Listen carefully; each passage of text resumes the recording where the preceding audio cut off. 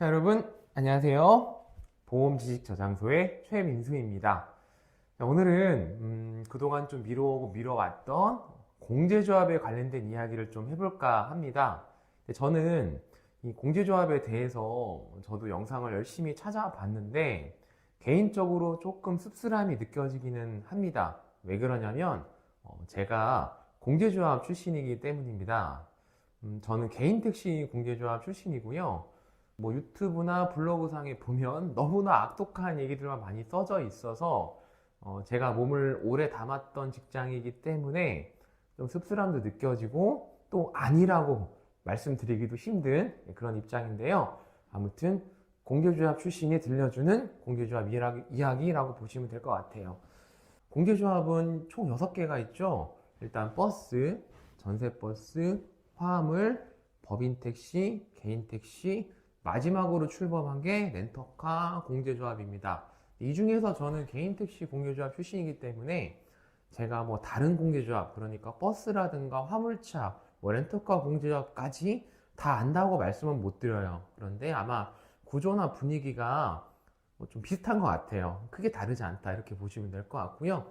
일단 유튜브 상의 영상 찾아보시면 공제조합이 왜 이렇게 보상금이 적은가 이런 질문들에 대해서 많은 영상들이 올라와 있는데 저는 공제 출신으로서 제가 그 조직에 속해 있던 사람으로서 솔직하게 말씀을 드릴게요.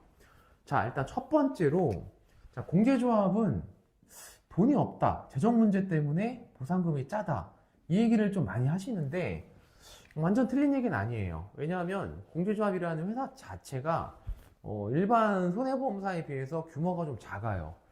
개인택시를 예로 들어보자면 개인택시 공제조합에는 개인택시 이외에는 가입을 할 수가 없어요. 그러니까 보험에 가입하신 분이 16만 명 정도 되실 거예요. 제가 기억하기론 그렇습니다.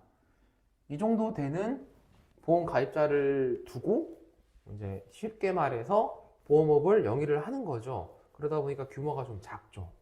많지 않은 규모이기 때문에 당연히 재정의 크기도 작은 건 사실이에요. 근데 여러분들 근데 이걸 아셔야 돼요. 이게 절대적인 이유가 될 수가 없는 게 개인택시 공제조합 같은 경우는 보험 가입자가 적은 것도 사실이지만 상대적으로 직원들도 적고 건물도 좋은 건물을 쓰고 있지 않고 직원들의 월급도 작고 뭐 그렇습니다. 그렇기 때문에 비교하자면 상대적으로 돈이 없다는 것 뿐이지 거기가 너무 가난해서 돈이 없어서 그래서 보험금이 짜다 이렇게 생각하진 않아요.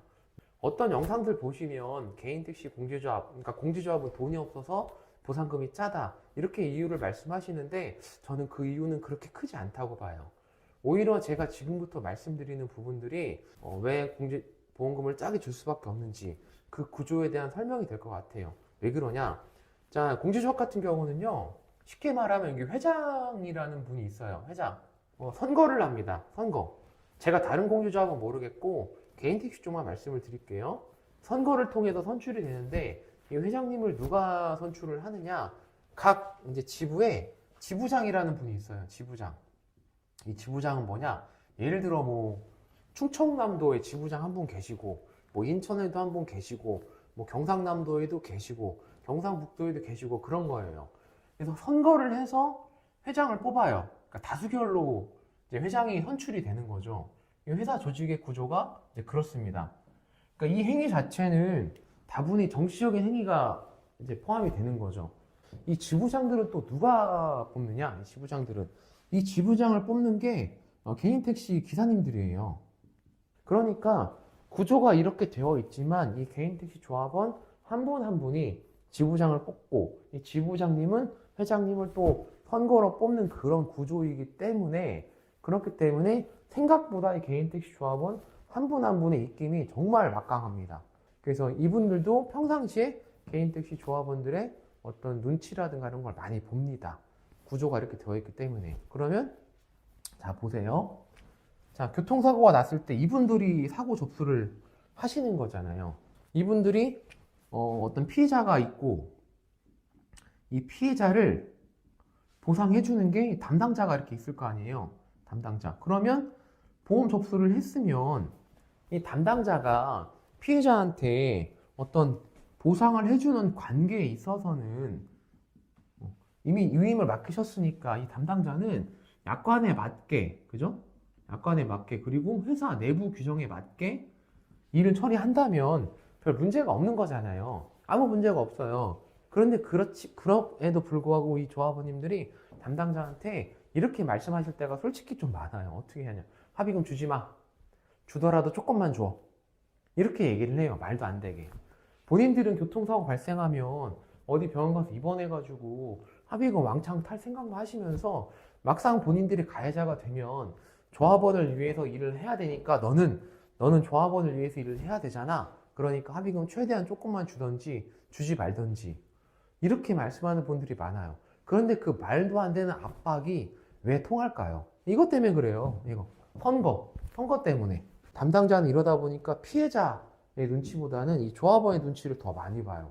이게 공제조합 입장에서 보자면 공제조합의 입장에서 보자면 굉장히 성공했다. 왜?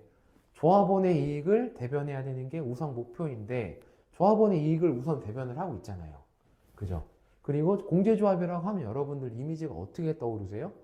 다른 건 모르겠고 보상금 너무 적다라는 이미지가 먼저 떠오르죠. 그러니까 회사가 굉장히 성공한 거죠. 보험회사가 성공하는 가장 좋은 방법이 뭐죠, 여러분? 가입자를 많이 확보도 해야 되지만 보험금을 조금 줘야 되잖아요. 보험료는 정석대로 받고 보험금은 조금 주고 그런 면에서 공제조합은 굉장히 성공한 회사입니다. 물론 피해자 입장에서는 좀 우라통이 터질 수가 있죠. 네. 일반 보통 보험회사보다 합의금이 적다는 사실은 알고 있었는데 와 이게 말이 돼? 자 그리고 또 이런 얘기도 많더라고요. 어떤 얘기냐면 공제조합에 대응하는 방법 뭐 이런 거 제가 말씀드리는 대응책은 솔직히 이거 하나밖에 없습니다. 뭐냐면 이거는 공제조합에만 대응하는 방법이 아니라 일반 손해보험사와 사고가 났을 때도 똑같아요. 뭐냐? 담당자에게 자주 연락을 하셔야 돼요. 자, 예를 들어서 어떤 분이 이런 질문 올리시죠? 자, 저 A병원에서 B병원 가려고 하는데요.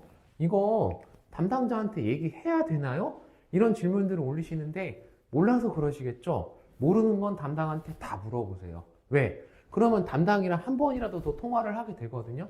그럼 담당자 같은 경우는요, 피해자가 1, 2, 3, 4, 5, 6, 7, 8, 9 진짜 많아요, 미결이. 뭐 수십 명, 수백 명, 수백 명까지는 아니지만 적어도 한 100건씩은 갖고 있을 거란 말이에요. 오늘도 아침에 출근하면 신규 사고가 대여섯 개 밀려 들어오고 여러분은 여기 어딘가에 있는 한 명의 피해자일 뿐이에요. 어딘가에 있는.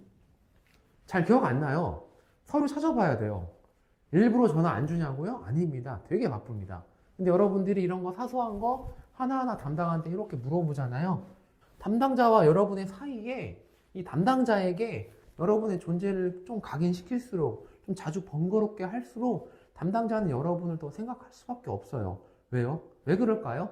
담당자는 합의를 해야 이 건이 끝나죠. 그래야 여러분들한테 앞으로 전화가 안 올 거잖아요. 한마디로 얘기하면 담당자가 귀찮잖아요. 자꾸 사소한 것도 하나하나 물어보고 뭐 이런저런 거 안부 인사 없다고 조금 민원성으로 전화도 오고 담당자의 머릿속이 피해자가 너무 귀찮고 번거로우니까 어떻게든 먼저 합의를 제안을 할 수밖에 없단 말이에요. 이거는 어느 보험회사든 공주조합이든 다 마찬가지예요. 최대한 담당자에게 자주 자신의 존재를 어필해라. 이 말씀을 드리면서 이번 영상은 마무리 짓도록 하겠습니다. 그리고 바로 다음 영상에서는 교통사고 디스크 발생 시에 어떻게 대처를 해야 되는지 그 부분을 바로 다음 영상으로 이어가 보도록 하겠습니다. 자, 그럼 시청해 주셔서 대단히 감사합니다.